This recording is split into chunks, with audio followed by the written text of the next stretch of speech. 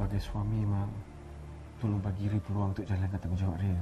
Ray sanggup, Ma, walaupun dia benci Ray. Ray, Mama tak nak Lia stres bila tengok Ray. Mak, Ray takkan putus asa, Ma, untuk dapatkan dia balik. Ray tak nak hilang Lia. Ray takkan mengalah, Ma, sampai ke hujung nyawa Ray. Sebesarlah hati Mama ni, Ray. Ditelan mati mak, di luar mati bapa. Mama sayang kamu berdua. Ma, please, Ma. Bagi Ray peluang.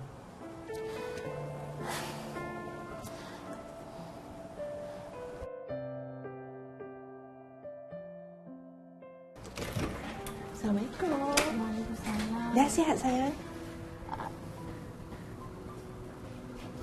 Alhamdulillah sihat. Ria, kemas barang-barang dia, kita balik. Dia ada kemas dah.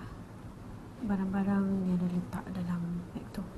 Oh, Ramli dia tak dapat hantar Mama, dia cuti. Jom kita balik. Dia nak pergi tengok Isha jap. Oh, Mama pun nak tengok Isha. Semalam masa nak balik, Nia dengan Darwin tengok Isha dari luar je. Itu pun kat rumah macam-macam cakap pasal adik dia. Seronok betul dia orang. Ria, kenapa berdiri dia? Jomlah balik. Jom. Barang apa ni, Lia? Abang Man, dia belikan baju untuk Isha.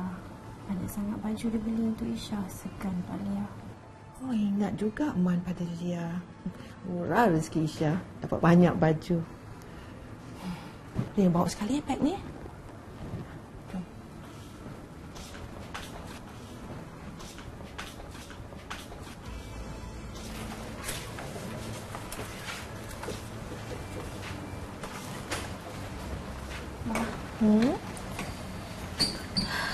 Lia ingat dia nak berpantang dekat rumah Umi lah. Dia dah cakap dengan Umi pun tadi. Dia tak ada masalah. Kenapa nak pantang rumah Umi? Siapa nak jaga Lia? Biarlah Mama jaga. Kenapa Lia tak suka tinggal rumah Mama? Bukan macam tu, Ma. Dia tak nak menyusahkan Mama. Lah, apa susahnya? Lia kan nak Mama. Kalau Mama tak jaga Lia, siapa lagi nak jaga Lia? Lagipun kalau tinggal kat sana, Nia dengan Darwin macam mana? Takkan dia nak tinggal kat situ juga. Nia dengan Darwin kan sekolah. Minggu depan nak puasa. Harap raya Isha dah boleh keluar. Dah lah, bukan lama pun. Mama ada. Mama takkan biarkan siapa kacau Lia. Jangan fikir apa-apa. Mama nak Lia rehat, sihatkan badan. Okey? Jom, tengok Isha.